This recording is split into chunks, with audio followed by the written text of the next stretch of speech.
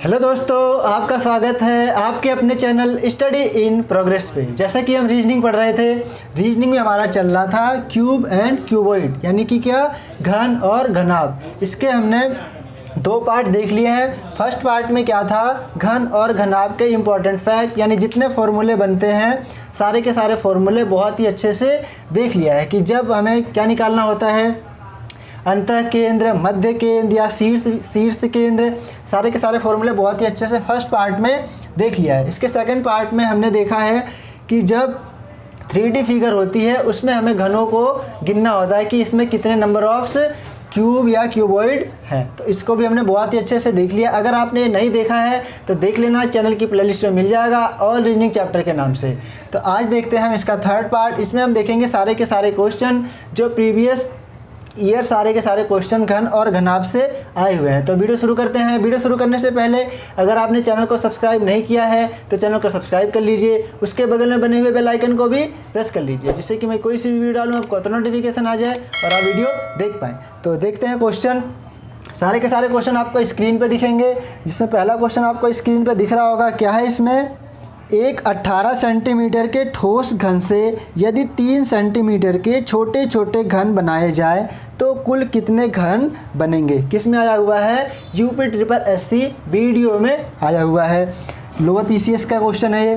तो क्या है इसमें, एक 18 सेंटीमीटर के ठोस घन से 3 सेंटीमीटर के छोटे छोटे घन बनाया जाए तो कुल घनों की संख्या निकालना है। हमें कुल घनों की संख्या निकालना है। तो इसके लिए क्या करेंगे, सबसे पहले हमें पता होना चाहिए कि नंबर ऑफ घन, यानी एक पंक्ति पे कितने घन हैं। अगर हम n निकाल लें तो सारे के सारे क्वेश्चन बहुत ही अच्छे से हो जाते हैं। तो सबसे पहले देखते हैं n क्या होता है। अगर n निकल गया, यानी एक पंक्ति पे रखे हुए घनों की संख्या अगर हमें पता चल जाए तो हम कुछ भी निकाल सकते हैं। तो सबसे पहले देखते हैं n क्या होता है, यानी एक पंक्ति पे रखे हुए घनों की संख्या। n बराबर क्या होता है, बड़े घन की भुजा, बड़े घन की भुजा बटे छोटे घन की भुजा,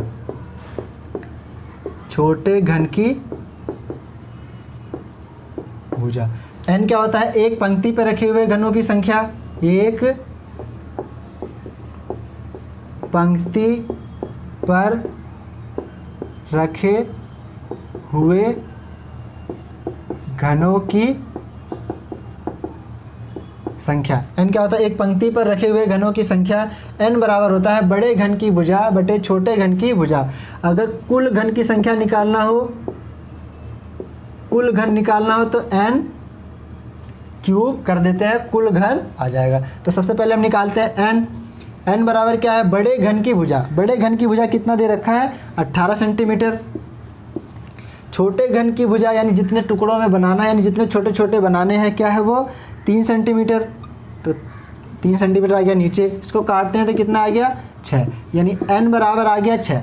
6 यानी कि एक पंक्ति पे कितने घन होंगे, 6 घन होंगे। 1 2 3 4 5 6, ये कितने कितने सेंटीमीटर के होंगे, ये 3-3 सेंटीमीटर के होंगे, यानी कुल 18 सेंटीमीटर है इसकी लंबाई।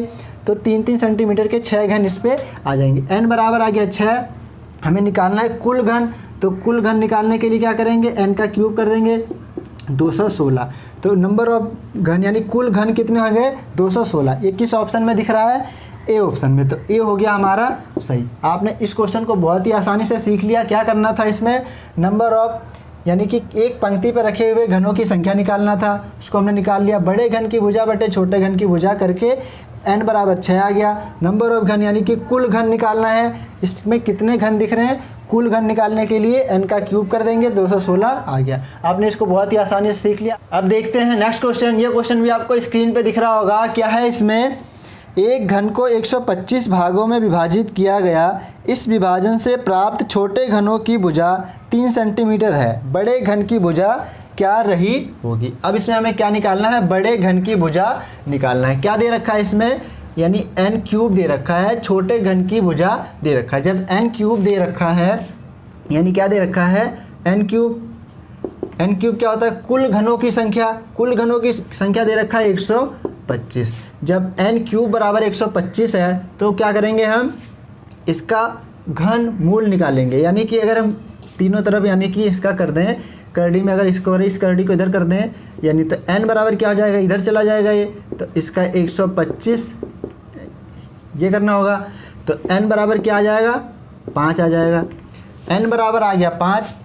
बड़े घन की भुजा पूछ रखा है, छोटे घन की भुजा दे रखा है, तो n बराबर कितना आ गया 5 बराबर बड़े घन की भुजा इसको मान लेते हैं x, छोटे घन की भुजा दे रखा है कितना, छोटे छोटे घन के 3 सेंटीमीटर, तो x बराबर क्या आ जाएगा 15, इन दोनों की मल्टीप्लाई, तो x बराबर आ गया 15, यानी बड़े घन की भुजा आ गई 15 सेंटीमीटर। जो बड़ा घन होगा उसकी भुजा होगी 15, यानी कि 15 सेंटीमीटर का घन होगा, उसमें 3-3 सेंटीमीटर के यानी 5 घन बन जाएंगे। तो क्या किस ऑप्शन में दिख रहा है हमें, ये डी ऑप्शन में। तो डी हो गया हमारा सही, बड़े घन की भुजा 15 सेंटीमीटर होगी। अब देखते हैं नेक्स्ट क्वेश्चन। ये क्वेश्चन भी आपको स्क्रीन पे दिख रहा होगा। क्या है इसमें, 1 सेंटीमीटर भुजा के 64 घनों को सजाकर एक बड़ा घन तैयार किया गया। इस व्यवस्था में कितने ऐसे घन होंगे जिनकी कोई भी सतह बाहर से नहीं दिखाई देगी। बाहर से नहीं दिखाई देगी, ये मैंने बहुत ही अच्छे से बता रखा था फर्स्ट वीडियो में। वो सतह कहाँ होंगी, वह अंतः केंद्र बिंदु होंगे, यानी क्या, वह केंद्रीय मध्य बिंदु के पीछे होंगे, यानी ये जो सी दिख रहा है इसके पीछे होते हैं, अंतः मध्य बिंदु बोला जाता है।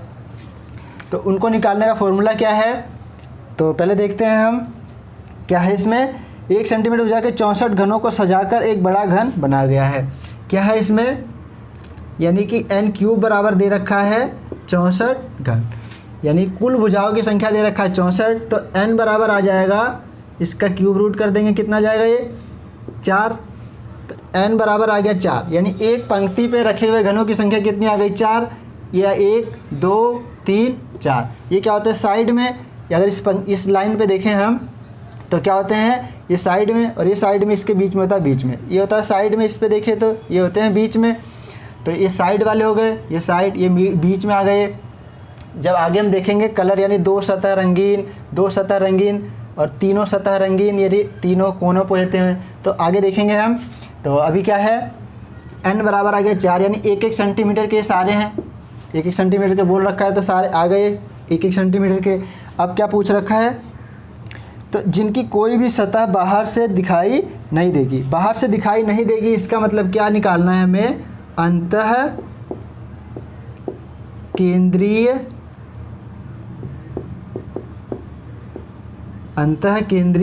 घन। अंतः केंद्रीय घन कौन से होते हैं, जिनकी सतह दिखाई नहीं देती, बाहर से दिखाई नहीं देती। तो इसका फॉर्मूला क्या है,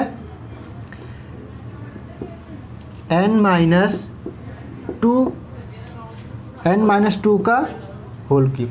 जब किसी की सतह, यानी कि जब उनकी सतह दिखाई नहीं देती है, उसके लिए फॉर्मूला क्या है, n-2 इसका होल क्यूब। n कितना है, n बराबर है 4, तो यहाँ रख देते हैं n बराबर 4, 4 - 2 का होल क्यूब, 4 में से 2 गया तो 2, 2 का होल क्यूब करेंगे कितना आ गया 8, तो 8 हमारा आंसर आ गया। अंतः केंद्रीय घन कहते हैं इसे। इनकी सतह रंगीन नहीं होगी, यानी इस पे रंग नहीं होगा, ये इसके पीछे पाए जाते हैं। ये जो 4 दिख रहे हैं इनके पीछे पाए जाएंगे।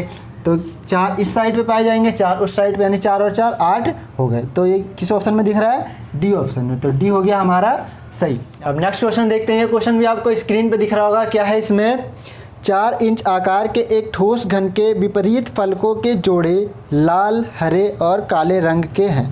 इसे 1 इंच के घनों में काटा गया है। कितने घनों के केवल 4 फलक रंगे हुए हैं। 4 ऑप्शन भी दिख रहे हैं इसके। क्या है इसमें, n बराबर क्या है, n बराबर निकालेंगे तो बड़े घन की भुजा, बड़े घन की भुजा है 4, छोटे घन की भुजा यानी 1-1 इंच के, यानी 1-1 इंच के काट रखा है, तो 1 बड़े घन की भुजा बटे छोटे घन की भुजा, तो n आ जाएगा, n बराबर आ गया 4 और n क्यूब कर देंगे तो कुल घनों की संख्या आ गया 64, यानी ये वाली फिगर बनेगी। ये कितने हो जाएंगे, 1-1 इंच के हो जाएंगे। अब इसमें क्या बोल रखा है कि विपरीत सतह एक रंग की है। जैसे ऊपर वाली सतह हो गई लाल, तो इसके नीचे वाली सतह होगी लाल। अगर इधर वाली सतह हो गई, क्या क्या दे रखा है, लाल, हरी और काले। ये हो गई अगर हरी, यानी इसकी साइड वाली हरी है तो इस साइड वाली हो जाएगी हरी, इधर वाली हरी। फिर और क्या बोल रखा है, अगर इस वाली को देखें काली, ऊपर वाली सतह काली है तो इसके नीचे, इसके उधर वाली सतह क्या हो जाएगी, काली। यानी कि जो विपरीत सतह है वह एक रंग जैसी हैं। अब विपरीत सतह एक रंग जैसी है और क्वेश्चन में क्या पूछा हुआ है कि ऐसा कहाँ है कि ऐसे कितने घन होंगे, ऐसे कितने घनों के केवल 4 फलक रंगे हुए हैं। 4 फलक, कभी भी ऐसा नहीं हो सकता है कि 4 फलक रंगे हुए हों। ज़्यादा से ज़्यादा क्या हो सकता है कि 3 फलक रंगे हुए हो सकते हैं। जैसे यहाँ आता है 3 फलक, यहाँ कोनों पे 3 फलक रंगे जाते हैं। कभी भी ऐसा नहीं होगा कि 4 फलक 5 फलक ऐसा हो जाए, ऐसा हो ही नहीं सकता है। ठीक है, 3 ही फलक ज़्यादा से ज़्यादा होते हैं। 2 फलक होगा तो यहाँ आती है 2 फलक, 1 फलक होगा तो यहाँ आ जाएंगे। ठीक है, कभी भी ऐसा नहीं होगा कि 4 फलक 5 फलक 6 फलक ऐसे रंगे हुए हो जाए। तो आंसर क्या हो गया इसका 0, ऐसा कहीं नहीं है। तो ए आंसर सही हो गया 0, है ना। ठीक है, आपने इसको बहुत ही अच्छे से देख लिया, क्या है इसका 0। एक लास्ट क्वेश्चन देखते हैं। ये क्वेश्चन भी आपको स्क्रीन पे दिख रहा होगा। क्या है इसमें, एक घन जिसका प्रत्येक फलक पीले रंग से रंगा हुआ है, 27 छोटे समान आकार के घनों में काटा जाता है। कितने घनों का सिर्फ एक फलक रंगा होगा? एक फलक रंगा होगा, इसका भी फॉर्मूला मैंने बहुत ही अच्छे से बताया था फर्स्ट वीडियो में। क्या है, एक फलक हमें कहाँ दिखेगा, क्या है, ये 27 छोटे घन है, यानी कुल घनों की संख्या दे रखा है कितना 27, यानी n³ बराबर, कुल घनों की संख्या दे रखा है 27, n³ बराबर 27 है तो n बराबर आ जाएगा 3। इसका क्यूब रूट निकाल देंगे 27 का, ये करड़ी इधर चला जाएगा तो 3 आ गया। यानी एक पंक्ति पे रखे हुए घनों की संख्या कितनी है 3, 1 2 3, तो इसके कुल घन कितने जाएंगे 27, तो n बराबर आ गया 3। अब हमें क्या निकालना है, एक फलक रंगा हुआ, एक फलक रंगीन। एक फलक रंगीन का फॉर्मूला क्या है, 6n-2 का होल स्क्वायर। 6n-2 का होल स्क्वायर है एक फलक रंगीन का। अगर 2 फलक रंगीन का निकालना होता है तो 12n-2 होता है।